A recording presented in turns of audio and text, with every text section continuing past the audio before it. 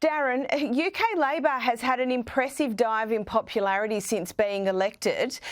Their ability to govern, frankly, is even worse than I expected. It's all been laid bare in a recent poll. What's the latest on Labor's performance? Yeah, I mean, it's pretty abysmal actually for the Labour Party. You know, they're looking like they're going to be, guaranteed to be, a one-term government. And we're saying that 5 months after they won a landslide majority. I don't think actually what we're looking at here with this poll, because what it actually showed was that Nigel Farage's Reform Party was polling ahead of the governing Labour Party. I don't think this is a blip. I think actually this is the sound of Westminster's very foundations starting to actually crack apart. You know, you've got a MAGA momentum building in Britain for a party that believes in the nation state, that wants to control its borders. A novel idea, I know, but you Australians managed to do it. Why can't we? We're also an island nation. It's not beyond the wit of man. And actually not to tax everybody out of existence while spending £5 billion on asylum for illegal migrants and others within this country. It's putting the British people's priorities first, and the Labour Party have been seen to be doing the total opposite of that. So I'm not remotely surprised by this poll. You know, the idea of Labour as the voice of the working class, well, they've been relegated to third place. So Reform, it's no longer a fringe party. I think it's starting to look like a genuine contender for power here in Britain. And how do the other parties, the Tories and Reform, how do they make hay out of all this, you know, being so far out from the next election? I think they continue doing what they're doing. To be perfectly frank with you, I think the Labour Party are doing enough for themselves to make an absolute hash of it. I don't think the winter fuel cut, I don't think that the tax rises, I don't think that the prioritisation of illegals over the Indigenous population, I don't think they're the kind of things that in 4.5 years the Labour Party can have the nation fall into some form of amnesia and forget all about. I think their brand now already is incredibly toxic with the British public. You know, no longer is this a protest vote. I think this is a vote, an act of saying both of the main political parties, the uni party, if you will, are two cheeks of the same horrible old behind. And people are wanting to see the behind of that horrible old behind. I love that. Now, and I'm just curious, with your system of elections being first past the post, and here in Australia, obviously, we have preferential voting. Is there enough room to have two centre-right parties? How do they help each other out and not get in each other's way?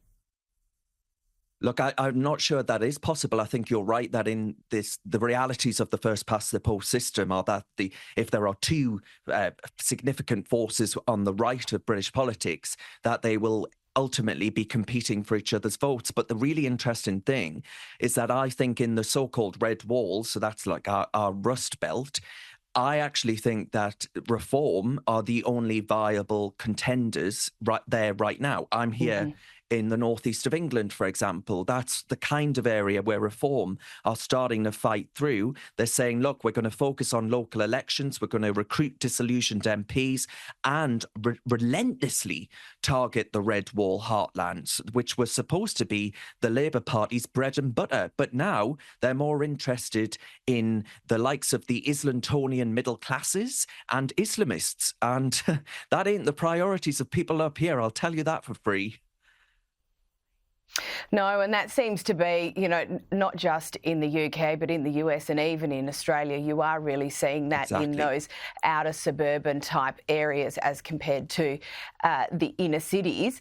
But let's just continue on that thought process for a second. Is there room then for a potential coalition between the Tories and Reform, assuming, you know, they kind of stick to different sorts of knitting and they're able to beat the Labor Party?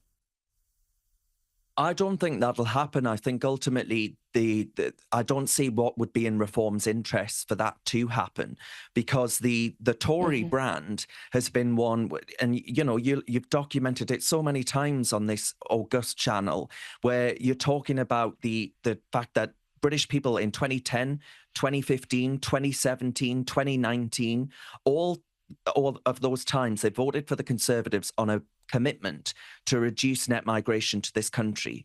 We just had 1 million people come to this country last year. 1 million people. That's a city the size of Birmingham.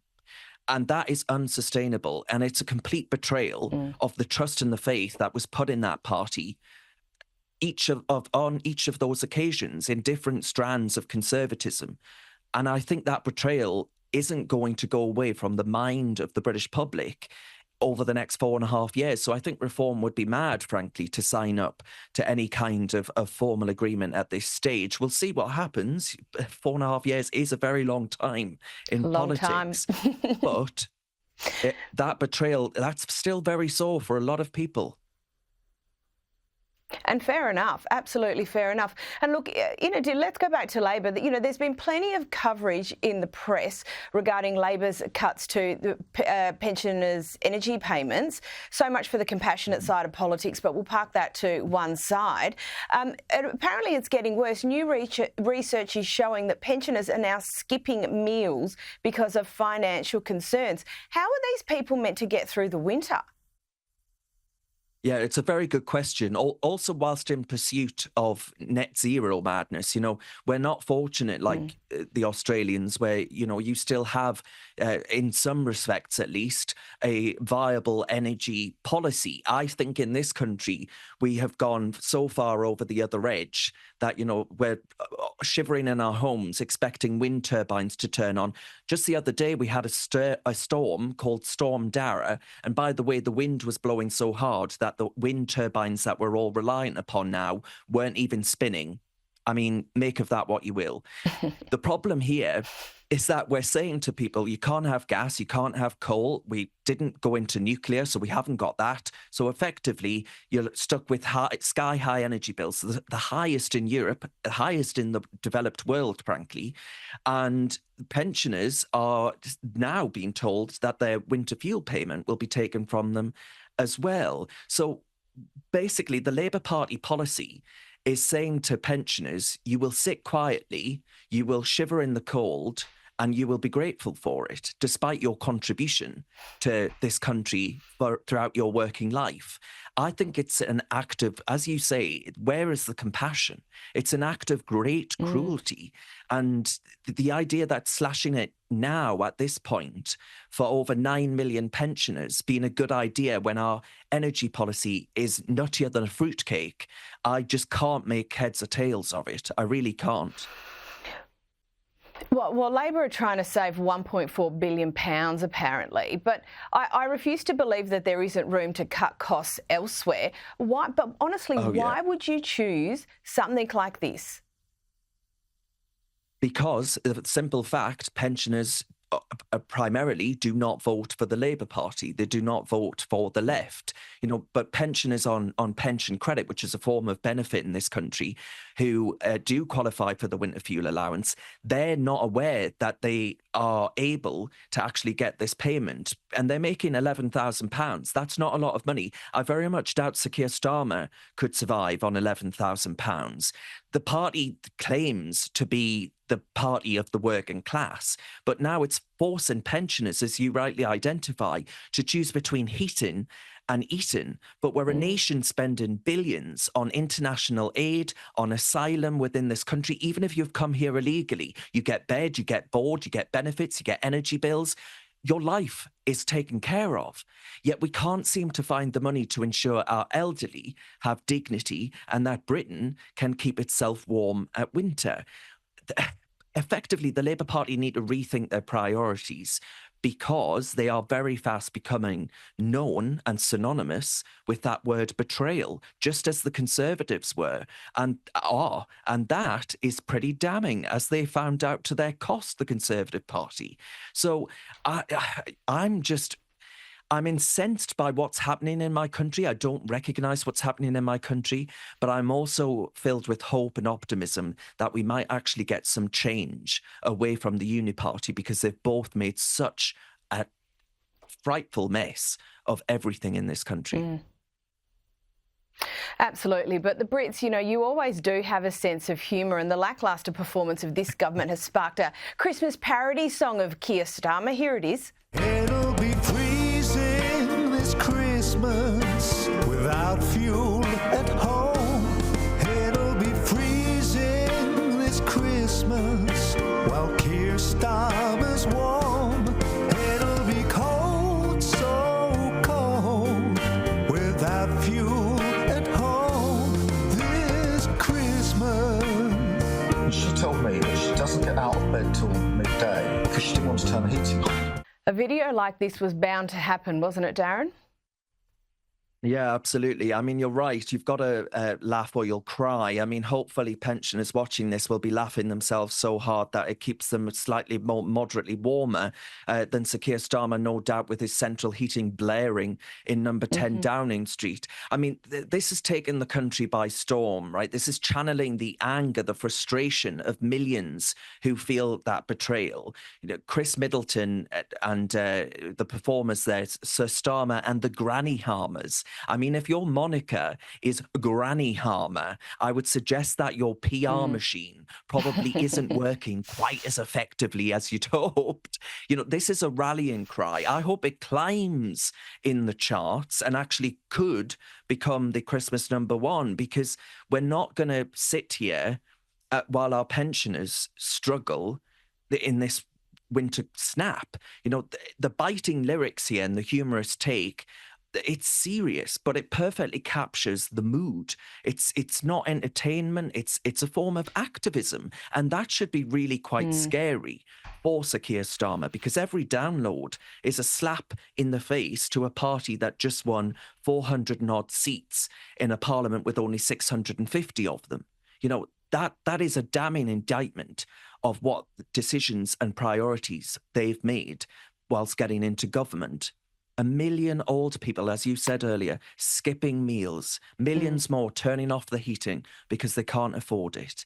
I mean, come on. We're meant to be the 6th biggest economy in the world. Absolutely extraordinary.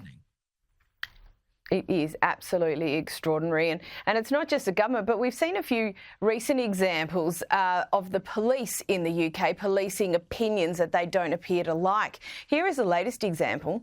Arresting you on suspicion of improper use of the electronic communications network.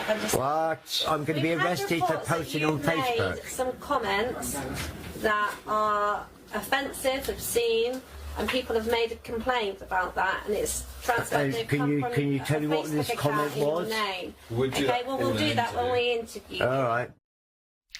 I know I've been very gobsmacked, I feel like, throughout this entire interview, but this actually can't be real, can it?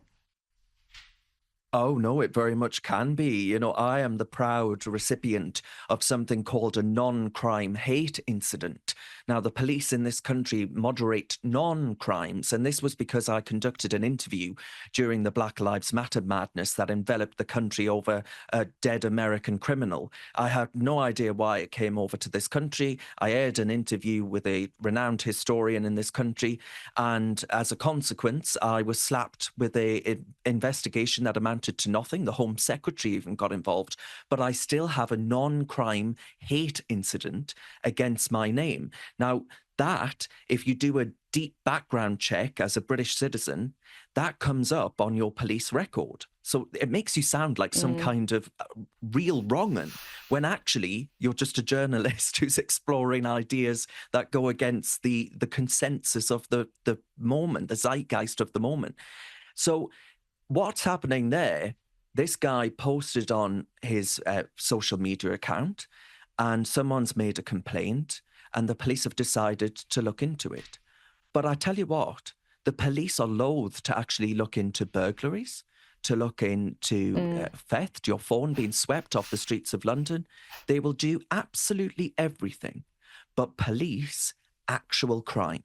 We are fast becoming an incredibly authoritarian state in which the police are there to pervert what we say online over what's actually done to us on our streets. And that's how they quickly lose the consent of the public and the faith in them by the public, who, let's not forget, are their employers ultimately.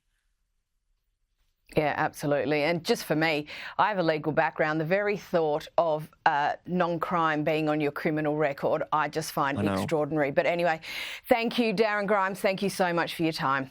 Still watching? Well, I've got a quick ask for you. Recent UK, we're fighting the woke brigade and inspiring young Brits, but we need your help to go bigger. We're hosting a fundraiser and would love you to sign up and share the link on the big day.